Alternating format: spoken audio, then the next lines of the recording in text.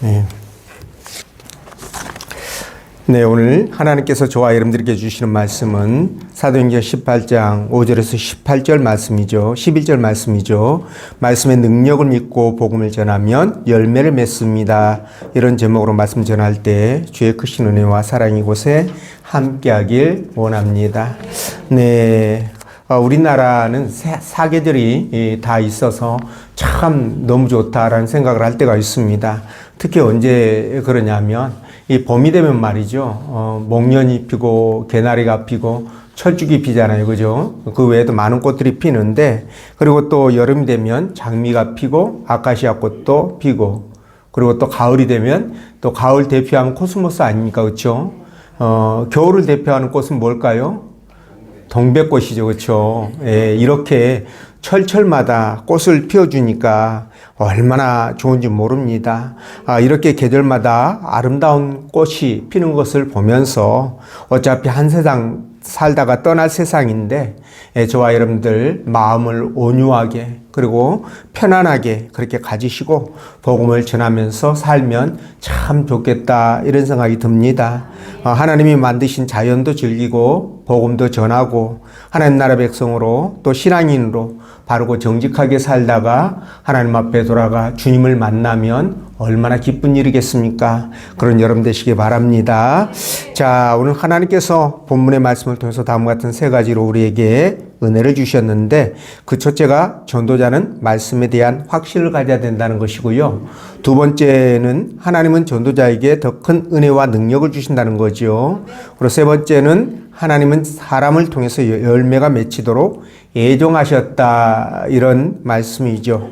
자, 그러면 말씀을 따라가면서 말씀의 확신을 갖고 전하며 살 때 하나님이 큰 능력으로 함께 하셔서 열매 맺게 해주신다는 것을 성령께서 들려주시는 하나님의 음성으로 듣도록 하겠습니다.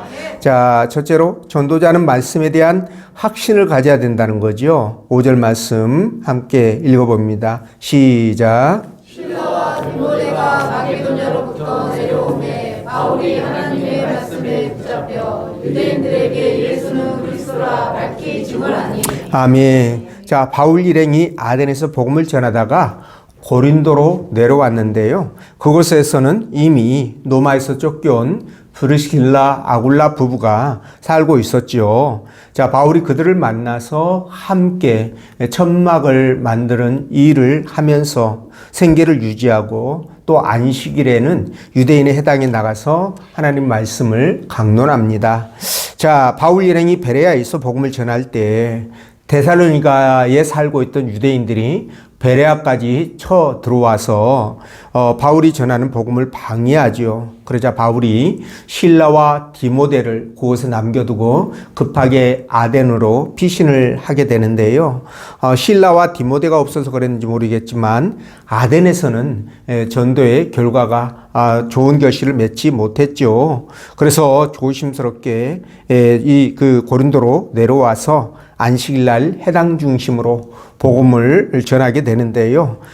근데 드디어 베레아에 남겨두었던 이 실라와 디모데가 고린도로 와서 바울과 함께 합류하게 됩니다. 자, 그런데 5절 말씀을 보면 바울이 하나님 말씀에 붙잡혀 복음을 전했다, 이렇게 말씀하잖아요. 이걸 보면서 사역자에게는 동역자가 그야말로 너무 중요하다, 너무 귀한 존재다, 이런 생각을 해봅니다. 그러니까 바울이 실라와 디모데가 마케도냐로부터 내려오매 바울이 하나님 말씀에 붙잡혀, 이렇게 돼 있거든요. 그러니까 바울과 실라가 고린도로 온 것과 바울이 말씀에 충만해서, 그죠? 복음을 전했던 것과는 연관성을 갖고 있다는 사실이에요.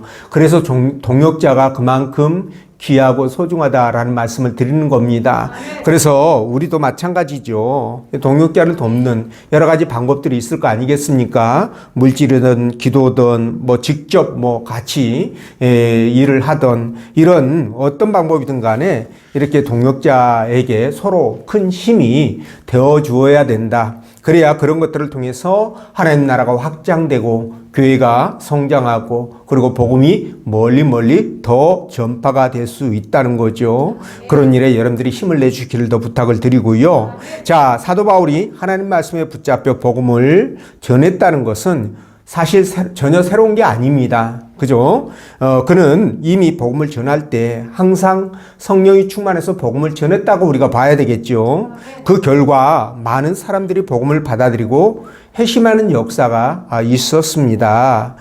그럼에도 오늘 본문은요, 사도 바울이 말씀에 충만해서 복음을 전했다고 이렇게 특별히 기록하고 있는 것은 아마도 아덴에서 실패로 연상될 만한 결과를 얻었던 그 부분을 의식해서 그런 것이 아닌가 이런 생각을 해보게 되는데, 자, 여러분, 바울이 아덴에서 복음을 전할 때 사역을 했을 때는 세상적인 관점으로 봤을 때 마치 실패한 것처럼 보이는 것도 사실이죠.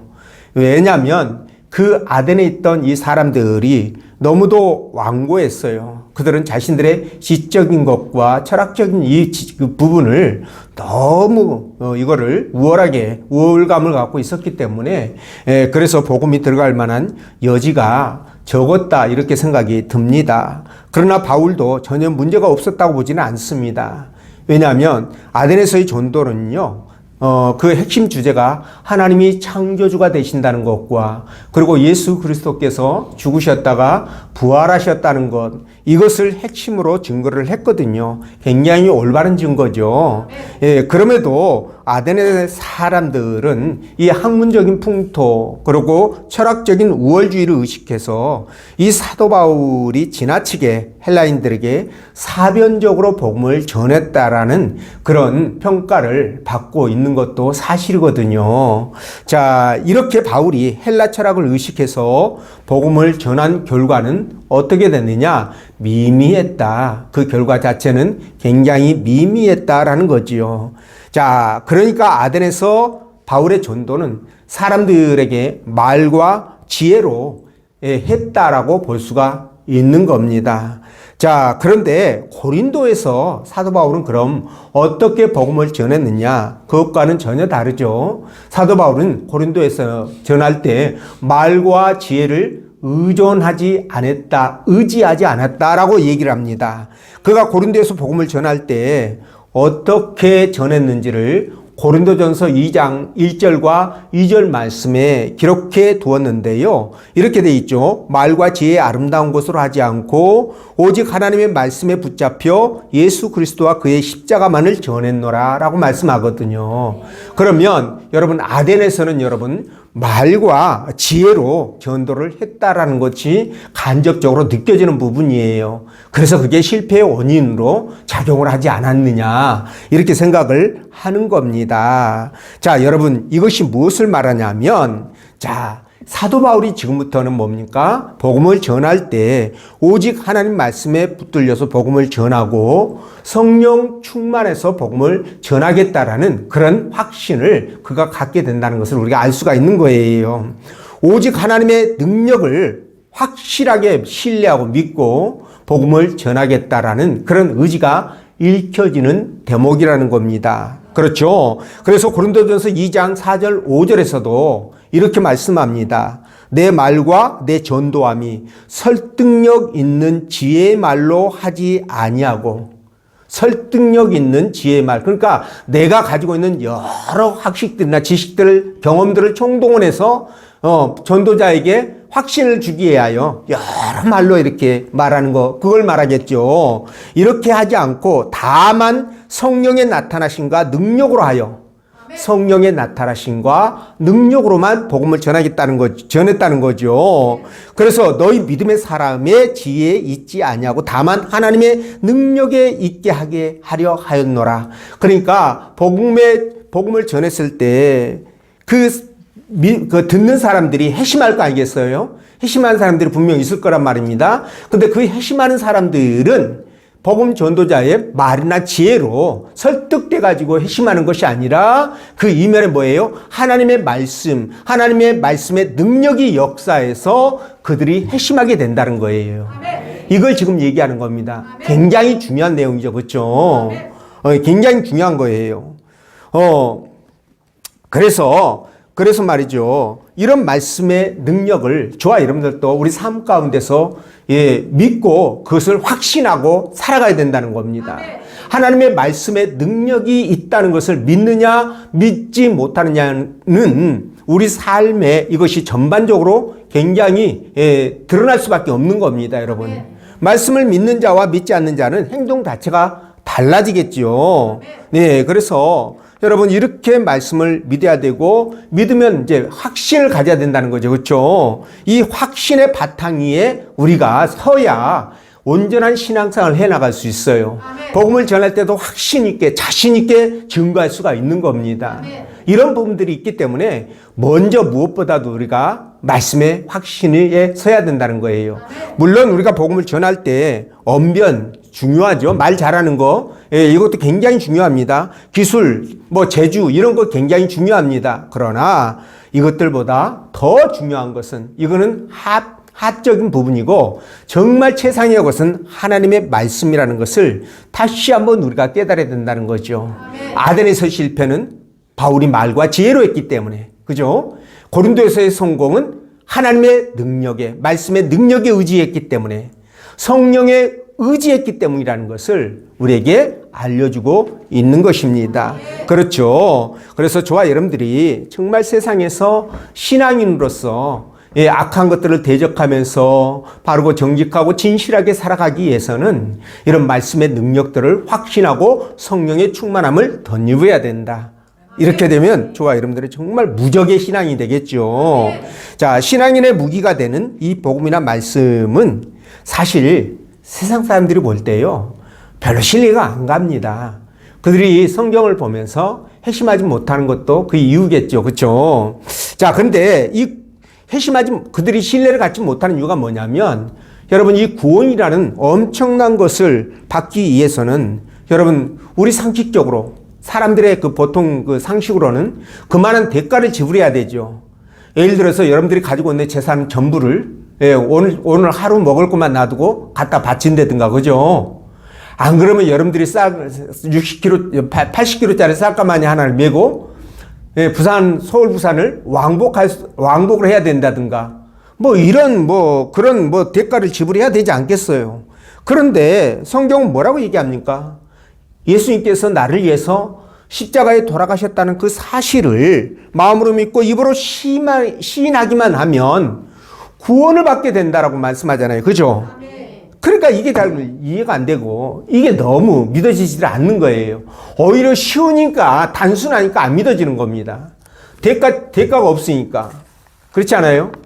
대가를 지불해야 되는데 대가가 없으니까 안 믿어져요. 자, 어거스틴 여러분 잘 아시죠? 정말 이분이 4세기에 살았던 사람인데 대단한 영성가죠. 설교가고. 근데 이 어거스틴도 이런 단순함 때문에 복음을 받아들이지 못합니다. 그리고 만이교회에 들어가서 거기에서 또 열심히 신앙생활을 하는데 그 과정 속에서 이 사람이 모순을 깨닫게 돼요. 그런 과정에 고민하다가 암브로시우스라는 이분의 설교 주교였고 설교가였죠. 이분의 설교를 듣고 마음이 움직입니다. 그런데 밀라노라는 곳에서 386년입니다. 밀라노라는 곳에서 386년에 내적 음성이 들려요. 그러니까 귀에서 하늘에서 사도 바울처럼 음성이 들리고 이런 게 아니고 그냥 마음속으로 내적인 음성을 통해서 책을 펴라. 그리고 읽어라. 라는 음성을 듣고요. 책을 폈는데, 로마서 13장 14절 말씀이에요. 그걸 읽고 이분이 완전히 하나님 앞에 돌아서게 되죠. 자, 이처럼 말씀은요, 그 자체로 능력이 있다는 사실을 여러분들이 믿으시기 바랍니다. 그래서 신앙인과 전도자는 태산이 무너져도 이 말씀은 결단코 성취된다는 것을 확신하고 살아가야 된다는 거죠. 그래서 이 말씀은 지금까지 역사상 수많은 사람들을 바꾸고 변화시키면서 그들을 회심시키면서 말씀이 지금 저와 여러분들의 손까지 건너오게 되었던 거예요. 자, 루터도 마찬가지예요. 로마서 1장 17절 있는 말씀, 의인은 오직 믿음으로 살리라. 이 말씀을 통해서 종교 개혁에 불씨를 당기고요. 그리고 여러분 존 웨슬레라는 사람이 있죠. 감리교 창시자 존 웨슬레. 이 사람도 로마서 서문을 읽다가 심장이 뜨거워지는 아주 불에 타는 듯한 그런 뜨거운 체험을 하게 되죠. 그때부터 이분이 그 감리교 운동을 이끌게 됩니다. 그리고 성경에 나오는 에티오피아 넷이 있잖아요. 이 넷이도 자기 고향으로 돌아가다가 말씀이 이해가 안 돼서 고민하고 있는데 누가 그때 풀어줍니까? 빌립 집사가 풀어주죠. 그 말씀을 듣고 이 사람이 회심해가지고 그 자리에서 세례를 받는 그런 일도 있었어요. 그리고 여리고의 삭개오도 주님 말씀 그 한마디 있고 자기 재산 절반을 떼어서 나눠주잖아요. 그죠? 이런 일을 냅니다. 그러니까 이런 것들이 전부 다 뭐예요? 말씀과 연관되어져서 일어난 일이라는 거예요. 자, 이렇게 회심하는 사람들은요, 무슨 복잡한 절차나 이런 과정들을 겪는 게 아니에요. 겪는 게 아니라 의외로 간단하게 말씀 한마디로 회심해서 돌아서는 그런 경우들이 너무 많다는 거죠. 아마 여러분들도 회심할 때 복음과 말씀을 듣고 아마 주님을 영접했을 것으로 저는 믿습니다. 물론 교회에는 강제로 억지로 끌려 나온 사람도 있어요. 그죠? 가정을 평화를 위해서 이렇게 오시는 그런 분들도 있는데, 그리고 또 무슨 어떤 목적을 갖고 나오는 분들도 있습니다. 특히나 청년들이 많은 교회에는요, 청년들이 혹시라도 해가지고 등록해서 이렇게 다니는 그런 그 선남 선녀들이 있죠. 그렇죠? 이런 목적이 있습니다. 목적으로 나오는 사람도 있어요. 그런데 이들이 말이죠, 주님을 만약 영접했다면 그들은 다른 무엇도 아닌 하나님의 말씀이 역사했기 때문이라고 저는 확신합니다. 왜냐하면 하나님 말씀에는 그만한 능력이 있기 때문이에요. 그렇죠? 그래서 히브리서 4장 12절에 뭐라고 말씀합니까? 우리 함께 읽어봅니다. 시작. 하나님의 말씀은 살아있고 권력이 있어 좌우의 날선 어떤 검보다 예리하여 공과 영과 및 간절과 골수를 찔러 쪼개기까지 하며 또 마음의 생각과 뜻을 판단하니. 네, 또 마음의 생각과 뜻을 판단하나니 이렇게 말씀하시잖아요. 그래서 말씀을 제대로 듣고 마음으로 받아들이면 은혜를 받는 것은 물론이거니와 회개의 역사가, 회심의 역사가 일어난다는 거예요. 믿으시죠? 자, 그래서 우리는 하나님 말씀의 능력을 믿어야 됩니다. 그리고 확신해야 되고요. 그리고 그 말씀을 붙들고 살아가야 되는 거예요. 만약 말씀에 대한 믿음과 확신이 없다면 하나님 나라 백성으로 살아가기가 어렵습니다. 그래서 말씀에 대한 믿음, 확신, 그리고 그 말씀을 따라서 살려고 하는 의지의 표현이 없다면 여러분, 우리는 백날 가도 신앙이 자라지 않습니다. 항상 그 자리 그곳에서 생각과 마음이 변하지 않고 그곳에서 그냥 그대로 머물러 있어요. 그러니까 여러분들이 생각할 때 여러분들 자신을 너무 잘할 거 아니에요? 여러분들이 볼 때 내 자신이 어떤 그 마음의 변화나 삶의 어떤 태도가 변화가 없다고 한다면, 여전히 똑같다고 한다면 여러분들이 이 말씀에 대한 확신을 내가 하고 있는지 이런 것들도 한번 점검을 해볼 필요가 있다, 이런 생각을 해보거든요. 그래서 여러분들은 말씀의 확신을 갖고 복음을 전하면서 신앙인으로 살아가셔야 된다, 이 말씀을 드리고요. 그런 여러분 되시기를 주의 이름으로 축원드립니다. 자, 그리고 두 번째, 하나님은 전도자에게 더 큰 은혜와 능력을 주신다는 거죠. 9절 말씀 읽어봅니다. 시작. 아멘. 주께서 환상 가운데 바울에게 말씀하시되 두려워하지 말며 주눅하지 말고 말하라. 아멘. 자, 사도 바울이 고린도에서 실라와 디모데와 합류를 하죠.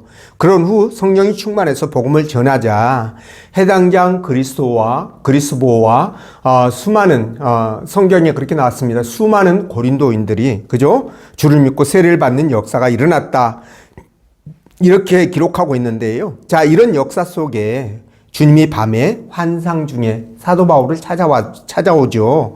그러면서 하신 말씀이 있어요. 그게 뭐죠? 두려워하지 말며 침묵하지 말고 말하라, 이렇게 말씀하셨고, 또 뭐라고 했습니까? 내가 너와 함께 있음에 어떤 사람도 너를 대적하여 해롭게 할 자가 없을 것이다. 자, 요 말씀을 10절에서 하셨는데 이런 말씀을 해 주셨습니다. 자, 바울은 이런 환상을 종종 경험을 했어요. 물론 이때 당시에는 성경이 쓰여지는 단계죠. 그렇죠? 계시가 끝나지 않는, 닫혀지지 않는 단계이기 때문에 이런 것들이 성경으로 이렇게 만들어지게 됩니다. 하나님 말씀으로 만들어지게 되죠. 자, 근데 이런 환상들을 종종 보았는데요.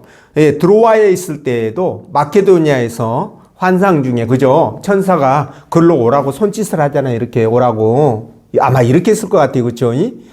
어떻게 했을까요? 막 이렇게 쓸까요? 뭐 중요하지 않아요. 전혀. 그것을 보고 마케도니아로 들어가게 되죠. 그래서 유럽 전도가 이루어집니다. 그리고 로마로 가는 배 위에 유라굴라 강풍을 만났던 그 배 위에서 그날 밤에 또 환상 중에 하나님의 사자가 찾아오잖아요. 그래서 사도 바울에게 위로를 하고 또 그에게 권위를 세워주십니다. 그런 적도 있었고, 또 다메섹으로 가는 그 도상에서 끌려 올라가 가지고 천국을 경험하고 내려오지 않습니까? 삼층천을, 그죠? 이런 역사도 있었습니다. 자, 그런데 여기에서 바울을 다메섹 도상에서 사도 바울을 끌어올려서 삼층천을 황홀한 곳을 볼 수 있도록 해주신 것, 이것은 두 가지 목적이 있습니다. 하나는 뭐냐면 사도 바울을 핵심시키기 위한 목적이고요. 또 하나는 사도 바울이 앞으로 전도자의 사명을 살아갈 거 아니겠습니까? 그 과정에서 얼마나 많은 고난과 역경을 겪겠습니까? 그런데 그런 일들을 만날 때 내가 천국을 보고 말로 필설로 형용할 수 없는 그런 아름다운 곳을 내가 직접 보고 왔다면 여러분 어떻게 될까요? 어떤 고난과 역경이 있어도 능히 극복할 수 있겠죠. 그래서 그렇게 하라고 이 두 가지 목적으로 환상을 보여주신 것, 이것 외에 나머지 것들은 전부 다 뭐냐? 바로 복음을 전하는 과정에서 주어졌다는 사실이에요. 그러니까 이걸 보면서 우리가 깨닫는 게 뭐냐? 복음을 전할 때 하나님의 은혜를 받는 것은 물론이거니와 그분의 역사와 정말 기적을 경험할 수 있는구나 라는 것을 알 수가 있다는 겁니다. 믿으시죠? 그래서 이 사도 바울뿐만이 아니라 정말 그 사도들 있죠. 그리고 그 집사들 있죠. 빌립이라든가, 또 스데반이라든가 이런 집사님들 있잖아요. 이런 분들이라든가, 이분들 말고도 복음을 전했던 수많은 이름 없는 전도자들도요, 복음을 전할 때 수많은 기적과 이적들을 경험하게 되는데, 그것을 우리가 사도행전을 통해서 확인할 수가 있는 부분입니다. 자, 그렇다면 반대로 사도 바울이 복음을 전하지 않았다면, 여러분들이 이런 기적과 이적을 경험할 수 있었을까라는 것에 대해서 저는 회의적입니다. 아마 여러분들도 그럴 겁니다. 그죠? 사도 바울이 영혼 구원에 관심이 없고 세상 잡다한 것에 신경을 썼다면 하나님께서 그런 환상도 은혜도 베풀어 주시지 않았을 거다. 저는 그렇게 믿습니다. 자, 지금도 말이에요. 마찬가지입니다. 이런 것을 봤을 때 하나님의 기적과 역사 또는 기도의 응답이 빠르고 강하게 나타나는 것은 어디일까? 바로 복음이 전해지는 현장이라는 것이죠. 그래서 지금도 이렇게 열정적으로 복음이 전해지는 현장에 하나님의 기적과 이적이 나타난다는 사실입니다. 그래서 복음의 흡수율이 높은 동남아나 남미, 그러니까 마음이 좀 오픈되어 있는 사람들이죠. 그렇죠? 이런 곳에서 복음을 전하는 과정에 선교사들에게 많은 능력들이 나타나고 있는 것이 바로 그 증거이기도 합니다. 여러분들도 만약 하나님의 은혜와 능력을 경험하기를 원하신다면 또 여러분들이 정말 기도하는 응답들을 빠르게 받기를 원하신다면 어떻게 해야 됩니까? 복음을 전하시면 되겠죠. 그렇습니다. 그래서 이 복음을 전해야 되는데 이게 쉬운 일이 아니죠. 그러다 보니까 굉장히 뭐랄까요, 위축되고 전하지 못하는 그런 경우들이 많은데, 그럼에도 불구하고 우리가 해야 될 이유는 이런 과정 속에서 하나님을 만나고 그분의 능력을 경험하고 우리의 형편과 처지를 하나님 앞에 신속하게 아뢰 수 있고 그분의 응답을 신속하게 받을 수 있고 이런 것들이 만들어지기 때문에 그렇다라는 겁니다. 네, 그래서 저와 여러분들이 이걸 생각하면서 정말 주님의 말씀을 붙들고 복음을 전하면서 하나님 앞에 체험적인 그런 신앙을 가져갈 수 있도록 하시기를 주의 이름으로 간절히 축원드리고요. 자, 세 번째, 하나님은 사람을 통해서 열매를 맺히도록 애정하셨다 이렇게 말씀하는데, 자, 9절 10절 말씀 읽어봅니다. 시작. 아멘께서 환상 가운데 바울에게 말씀하시되 두려워하지 말며 질투하지 말고 말하라. 내가 너와 함께 있음에 어떤 사람도 너를 유혹하여 괴롭게 할 자가 없을 것이니 이는 이 성중에 내 백성이 많음이라 하시더라. 아멘. 자, 본문은 주께서 환상 중에 사도 바울에게 하신 말씀이 기록된 건데요. 우리의 관심을 끄는 것이 바로 고린도 성에 내 백성이 많다는 것과, 그리고 그러니 너는 두려워하지 말고 잠잠하지 말고 말을 해라 이렇게 명령하신 내용입니다.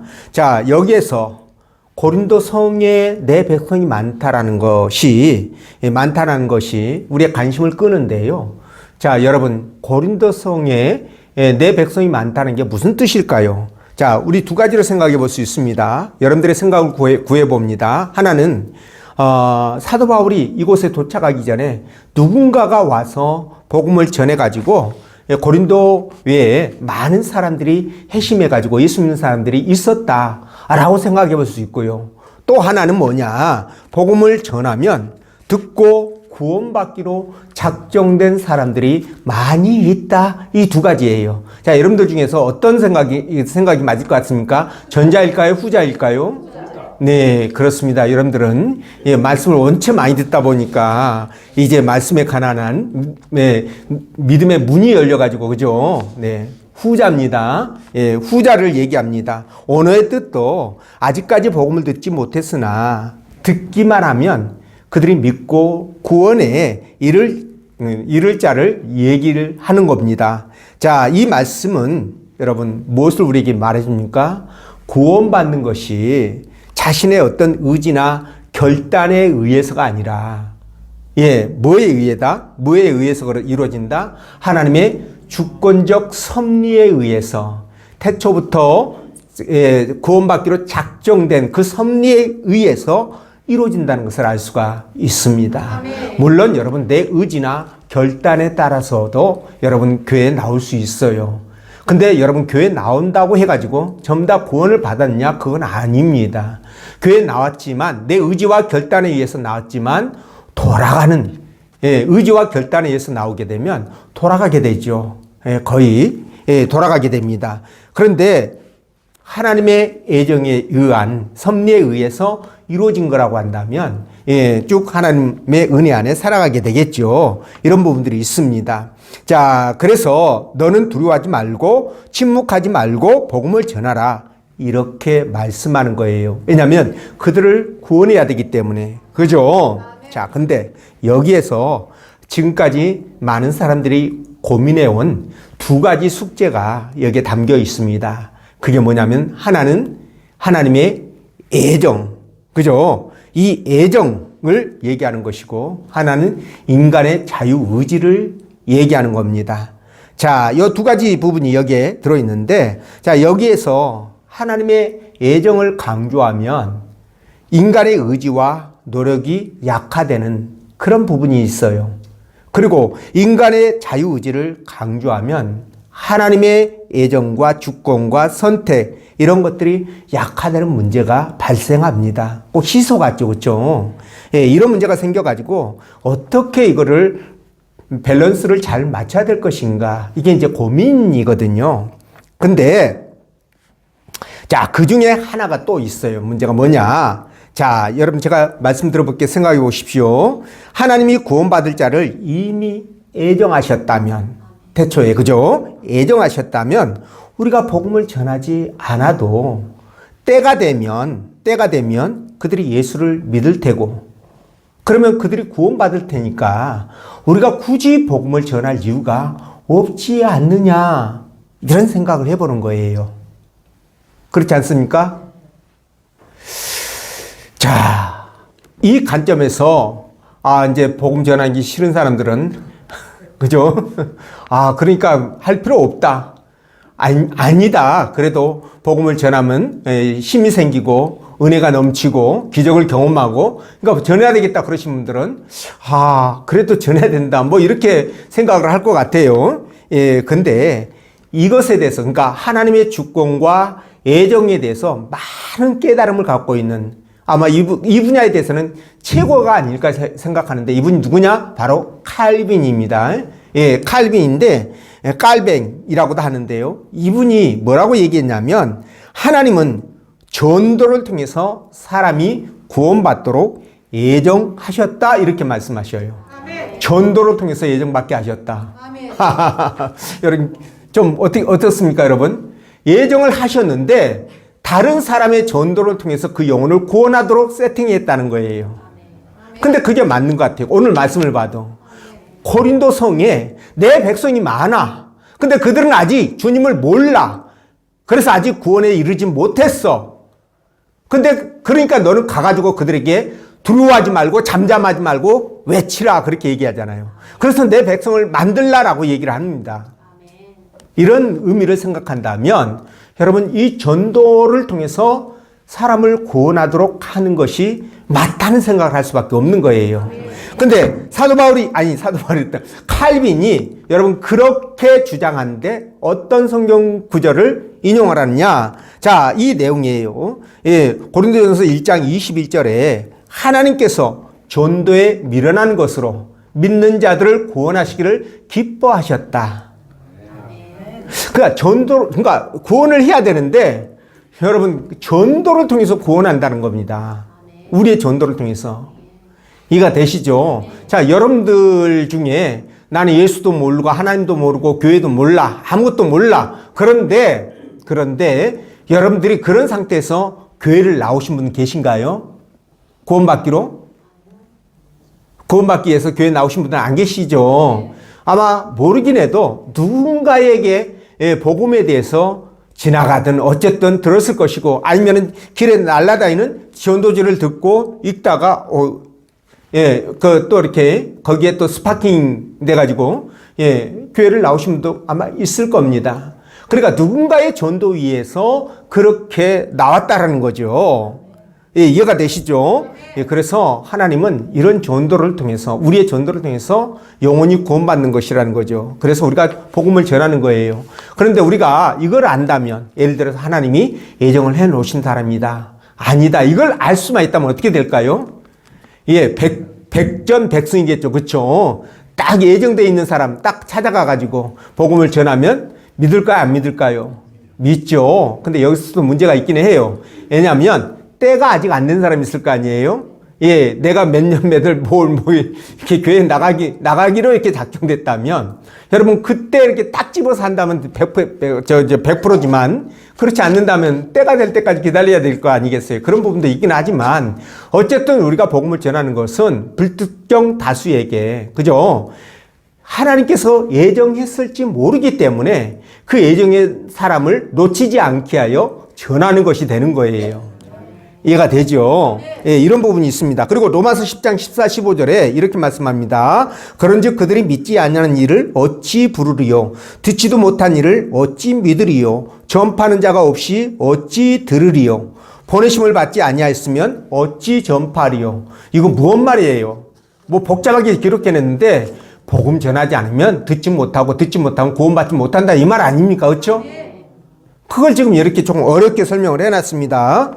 자, 이렇게 말씀하셨는데, 그래서 여러분, 우리는요, 이 구원이 전도를 통해서 이루어지도록 예정됐다라고 여러분들도 그렇게 믿으시고요.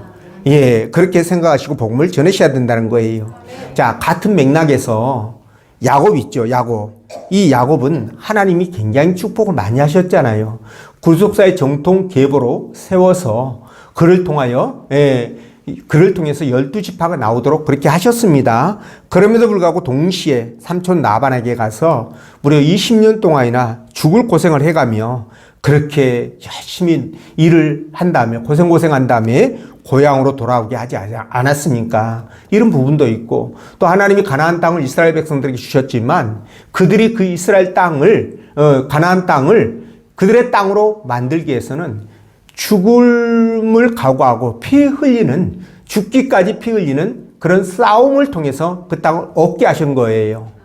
그러니까 여러분, 애정했지만 그것을 이루는 것은 저와 여러분들의 노력과 수고와 헌신이 필요하다는 것을 아셔야 됩니다.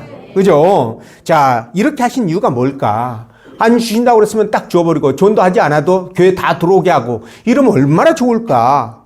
라는 생각도 해봐요. 안 그렇습니까? 저는 그런 생각 많이 합니다. 아니, 밤 12시에 제가 말씀드리죠. 12시에 그냥 하늘이 그냥 대낮같이 환해지면서 예수님이 그냥 공중으로 강림하셔가지고 너희들 교회 안 나가면 3일 후에 전부 다 죽여버리겠다. 이렇게 고지를 했다면 어떻게 될까요? 교회 미에 터지죠. 완전히 번호표 뽑아가지고 번호기 한 10대는 동원해서 막 뽑아주면서 대기시키면서 이렇게 받아야 될 거 아니에요, 교회마다. 이런 일이 일어나면 얼마나 편합니까? 저도 편하고 여러분도 편하고 그냥 교회도 그냥 막 목에 힘 줘가면서 막 그냥 어깨 뽕 넣어가면서 골라가면서 받을 거 아니에요? 아니, 당신 보니까 얼굴 험장무서 지옥 가는 게 낫겠어. 형 오지 마. 당신은 선하게 생겼네, 착하게 생겼네, 들어오세요. 이렇게 받을 수 있는 조건이 있어요, 사실은. 그런데도 왜 그렇게 하지 않느냐고, 이렇게 죽을 고생을 시키냐고요. 여러분, 그 이유가 뭡니까, 여러분? 그건 바로 뭐예요? 하나님께서 저와 여러분들을 그냥 단순히 구원시켜 놓고 그대로 놔둬버리는 게 아니라, 방치하는 게 아니라 당신의 사역자, 동역자로 삼아서 하나님의 일을 함께 해 나가도록 하기 위함이라는 거예요. 자, 그렇게 할 때 여러분 어떻게 됩니까? 하나님이 그냥 놔두십니까? 절대 그렇지 않죠. 거기에는 뭐가 따라요? 상급, 이 땅에 축복이 따르는 거예요. 그걸 보여주시기 위해서 그렇게 하시는 겁니다. 거기에다가 여러분, 우리가 주의 일을 감당할 때 여러분 믿음이 그때 자라는 거예요. 복음을 전할 때 그때 믿음이 자라는 겁니다. 믿음이 자라는 거는요, 그냥 이렇게 평범하게 아무 일도 안 하고 있을 때 자라지 않습니다. 여러분들이 말씀을 열심히 읽고 기도하고 묵상하면서 봉사하고 헌신하고 복음을 전하고 이런 과정을 통해서 믿음이 자라는 거예요. 예수 그리스도의 장성한 분량에 이르도록 자라는 거예요. 이 믿음을 통해서 우리가 하나님 나라에 갔을 때 여러분 왕의 노릇을 하게 되는 거죠. 이런 부분들을 말씀드리는 겁니다. 그래서 하나님은 이렇게 어려운 방법으로 복음을 전하게 하시고 어려운 방법으로 여러분들이 힘들게 신앙생활을 해나가도록 고난을 허용하시는 거예요. 자, 그래서 우리가 주의 일을 하는 거나 복음을 전하는 것은 우리가 하나님 일에 동참하는 특권이자 또 의무이자 책임이라는 것을 깨닫게 되는 거죠. 특권, 특별한 권리와 의무는 반대의 개념이죠. 그리고 의무, 그리고 거기에 책임, 구원받은 자로서의 책임이 따른다는 거죠. 이해가 되시는지요? 예, 그렇습니다. 자, 세상 사람들은 하나님 없이 그냥 자기들 힘으로 모든 거 다 할 수 있다고 생각해요. 예, 이게 헬레니즘입니다. 그런데 우리 믿음의 사람들은 뭡니까? 세상 모든 만사가 하나님의 예정과 계획대로 움직이고 우리는 그 계획을 이뤄 가시는데 하나님 앞에 순종과 그리고 믿음을 통해서 동역자로 합력해 가는 거예요. 이런 생각을 갖고 있지 않습니까? 예, 이게 헤브라이즘입니다. 자, 그런데 이렇게 움직일 때 하나님은 반드시 뭘 맺게 해주신다? 사역에 대한 열매를 맺게 해주시는 거예요. 열매를. 그러니까 하나님은 절대 우리에게 공짜로 일을 시키지 않아요. 복음을 전하는 것이든 주의 사역을 감당하는 것이든 어떤 일이든 공짜로 일을 시키지 않습니다. 그분만큼 철저하게 계산해 주시는 분도 세상에 없다. 이 말씀을 드리는 겁니다. 자, 그렇다면 저와 여러분들은 이 열매를 맺어가기 위해서 어떻게 해야 되느냐? 항상 최선의 준비를 하고, 최선을 다해서 그 일들을 감당해 가도록 해야 되는 거예요. 물론 능력이 부족할 수 있고 언변이 없을 수 있고요. 여러 가지 모자른 부분이 있을 거 아니겠어요? 그런데 그럴 때는 우리 어떻게 해야 됩니까? 하나님 앞에 기도해야 되죠. 기도하면 하나님 지혜를 주시고요. 지혜를 주시고, 지식은 여러분들이 네이버 검색하시면 되니까 지식은 안 줄 수도 있어요. 농담이고요. 지혜를 주셔서 여러분 그 문제들을 극복할 수 있도록, 그걸 해결할 수 있도록 하나님이 이끌어 가신다는 사실입니다.